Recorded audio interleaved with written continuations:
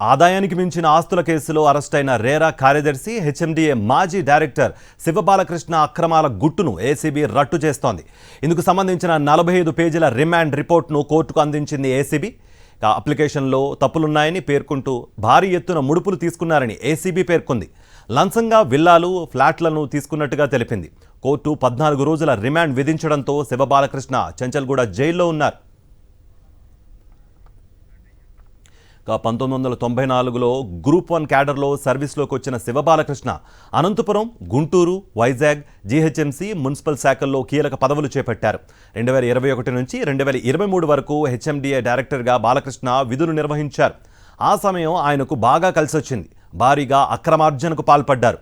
బాలకృష్ణ ఆధ్వర్యంలో హెచ్ఎండిఏ రేరాలో భారీగా అక్రమాలు జరిగాయని ఏసీబీ తెలిపింది.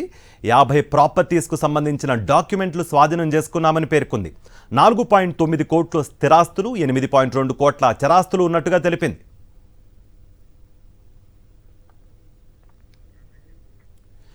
పుప్పాలగూడ ఆదిత్య పోర్ట్ వ్యూలో విల్లా హౌస్, సోమజిగూడ లెజెండ్ తులిప్స్లో ఫ్లాట్, శేర్లింగంపల్లిలో అదితలో ఫ్లాట్, మల్కాజ్గిరి, చేవెళ్లలో ఫ్లాట్స్ ఉన్నట్టుగా నిర్ధారించామని చెప్పింది. నాగర్ కర్నూల్లో 12.13 ఎకరాల జాగా, చేవెళ్ల, అబ్దుల్లాపూర్, భువనగిరి, యాదాద్రి, జనగాం, సిద్దిపేట, గజ్వేల్లో కూడా భూములు, ఫ్లాట్స్ ఉన్నాయని చెప్పింది.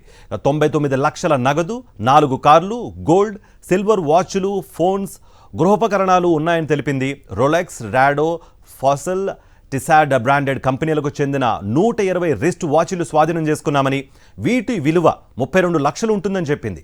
యాపిల్ ఫోన్స్తో పాటు ట్యాబ్స్ 31 స్వాధీనం చేసుకున్నామని తెలిపింది.